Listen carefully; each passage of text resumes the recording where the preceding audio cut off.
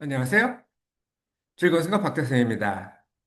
오늘은 사회과학 분야에서 창업에 대한 내용을 얘기하겠습니다.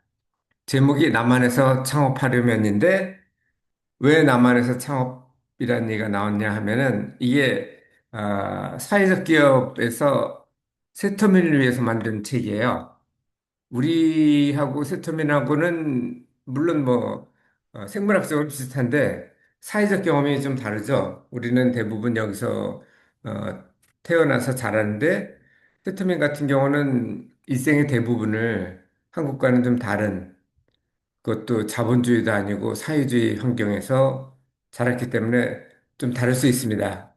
그런데 그건 우리도 마찬가지예요. 우리도 대부분이 월급쟁이거든요. 어떤 사업을 해본 적은 없을 겁니다. 그래서 창업에서는 대부분이 세터민이라고 생각을 해서 이 책을 골랐습니다. 창업 원칙은 간단해요. 수익을 최대한 가능성을 높이고, 그리고 리스크는 줄이는 게 원칙입니다. 그 리스크를 줄인다는 거는 투자비를 최소화하는 게 중요하겠죠. 그리고 고수익은 시장 확대를 하면서 동시에 비용은 늘리지 않는 그런 겁니다.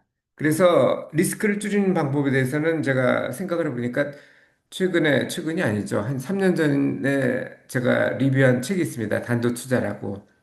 단도라는 얘기는 칼이라는 뜻이 아니고요. 인도 구자라티어에서 불을 창출하는 노력입니다. 그러니까 주로 무슨 뜻이냐면은 위험을 줄이면서 어, 리, 어, 프로버빌리티는 높인 그런 걸 단도 투자라고 합니다. 보통 사업이나 투자에서 하는데 저는 이 책을 투자에서 접했고요.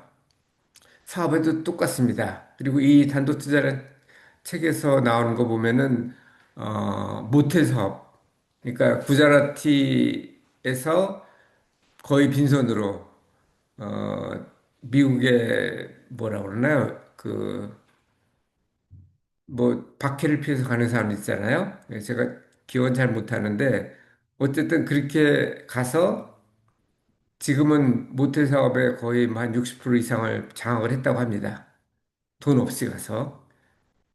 그런 방법이 나왔는데 이게 사업하고 어찌 보면 좀 비슷하거든요.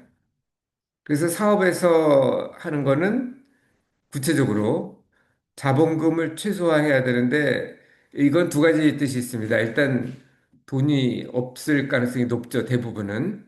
세터민뿐 아니라 우리도 돈이 별로 없죠.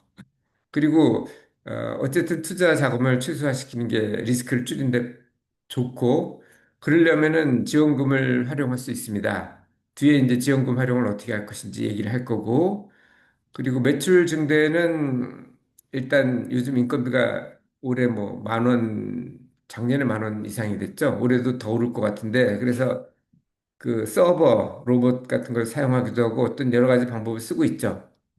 근데 매출은 증대시켜야 되고 그러면서 또 인건비가 증가하면은 리스크가 커지거나 아니면 수익이 적어질 수도 있겠죠. 그런 걸 어떻게 할 것인지.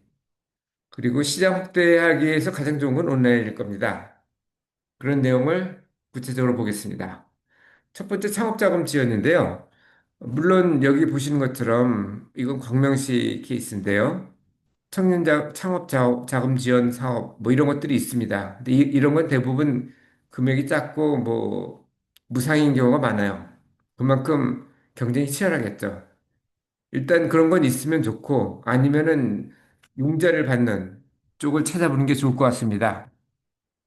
아예 뭐 자금이 내가 가진 거 제가 충분하다 그러면 이런 게 필요 없고 하지만 그렇지 않은 경우가 많은데 창업 자금이 많이 되는 쪽을 보면 저리 융자를 장기로 해주는 데 보면 1차 산업 쪽이에요. 왜냐하면은 물론 공산품 같은 경우는 여기서 만드나 뭐 예를 들면 중국에서 수입을 하나 경쟁력이 사실 그 운송 비용 말고는 우리가 더 갖고 있는 게 없죠. 근데 인건비가 여기가 비싸기 때문에 2차 산업 쪽은 경쟁하기가 어렵습니다. 그리고 3차 산업 쪽은 보통 창업자금 지원을 안 하죠.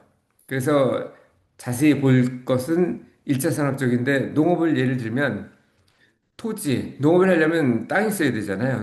농지나 아니면 임야, 농지를 활용할 수 있는 임야 같은 게 필요할 텐데 그거하고 관련 투자. 예를 들면 뭐 온실이나 비닐하우스, 그린하우스로 죠 묘목, 농기계, 관수 시설 뭐 이런 것들이 있는데 그거를 3억까지 2%로 빌려준다 그러니까 시중 금리보다 훨씬 낮죠. 그리고 5년 동안은 이자 납입할 필요 없고 5년 지난 후부터 10년 분할 상환인데 3억일 예를 들면 10년 분할이면은 원금이 3천만 원씩 있죠.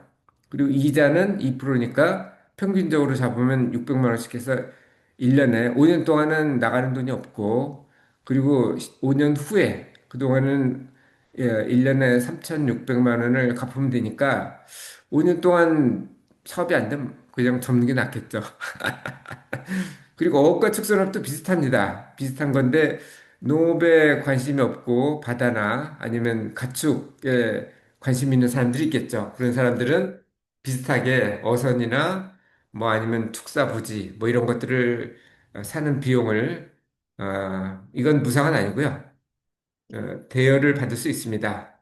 5년 동안 해보고 안 되면 뭐 다른 쪽으로 접고 최의 경우는 파산 신청을 해서 신용 등급을 유지할 수도 있습니다. 저는 뭐 어업 쪽에 관심이 있는데 모르겠네요. 다음은 고수익 추구인데요. 이익이라는 건 간단해요. 매출에서 비용을 빼는 건데 매출은 증대하고 이 비용은 줄여야 되겠지만 비용은 처음부터 잘했다면 줄일 여지가 별로 없을 겁니다. 그래서 비용 같은 경우는 매출이 증가해도 비용이 올라가지 않도록 노력하는 건데, 그러려면은 자동화 시키는 게 좋아요. 예를 들어서 홈피에서 주문을 받고 배송하는 것들. 물론 사람의 손이 들어가야 되겠지만, 그런 방법을, 프로그램을 잘 짜서 처음에 좀 비용이 많이 들더라도, 그것도 뭐, 대출을 받을 수 있겠죠. 그렇게 하는 게 좋고, 그리고 매출을 증대하려면 1차 상권이 좋습니다. 도보 10분 이내 역 같은 데서 그리고 반경 50m, 500m 이내인데 문제는 얘가 비싸다는 거죠. 그래서 1차 상권에서 매출을 늘리면은 어, 그 뭐죠? 사무실이나 점포를 두 군데로 이중하는 것도 좋습니다. 그러니까 핵심 매출에 필요한 거는 1차 상권, 그리고 작업이 필요한 거는 3차 상권. 이런 데는 보통 카센터나 중국집 같은 데인데, 중국집은 배달 위주로 하니까 1차 상권 있는 쪽으로 이 거리가 얼마나 먼지는 모르겠지만 왔다 갔다 하면 되잖아요. 아니면 카센터처럼 뭐 기술이 있거나 이런 곳인데, 그거는 이제 좀 생각을 해볼 필요가 있습니다. 업종에 따라 좀 다르니까요. 일단 예를 들어서 아까 그 농산물을 한다. 농산물도 뭐 쌀 같은 경우는 좀 어려울 수 있을 거고요.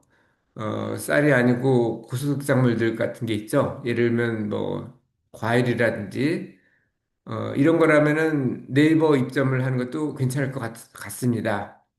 네이버 입점을 하는 거는 등록하는데 비용이 안 들지만 매출에 따라서 수수료 2%, 결제 수수료는 뭐 거의 한 2, 3% 정도, 현금인 경우 1%고요. 핸드폰으로 하면 4%까지 내야 된다고 합니다. 그러면은 이거는 일단 고정 비용은 없죠. 매출에서 발생하는 거니까 이거하고 중개사한테 넘기는 거하고 비용을 비교해 보면 될 것 같고요. 만약 이렇게 한다면 네이버 플레이스에 등록을 하면은 네이버 지도는 물론이고 내비게이션에도 무료 노출된다고 그러니까 이렇게 하는 것도 좋고 그리고 스토리텔링을 블로그를 통해서 왜냐하면 네이버에 올릴 수 있는 거는 좀 한정이 되죠.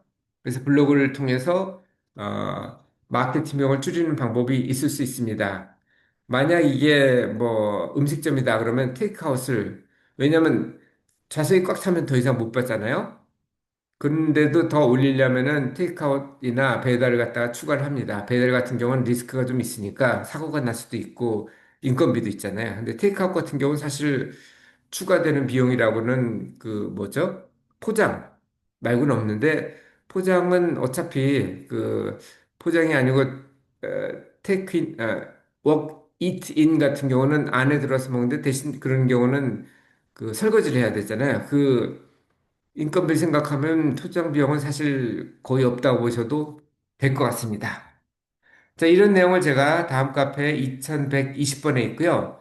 아까도 말씀드렸지만 이거는 사회적 기업에서 만든 책이고 무료로 저 같은 경우 교보에서 무료로 받았거든요. 물론 종이책은 아니고요. 전자책입니다. 그러니까 전자책을 한번 읽어보시면 좋다고 생각을 합니다. 이상 오늘도 즐거운 순간 박태선이었습니다. 감사합니다.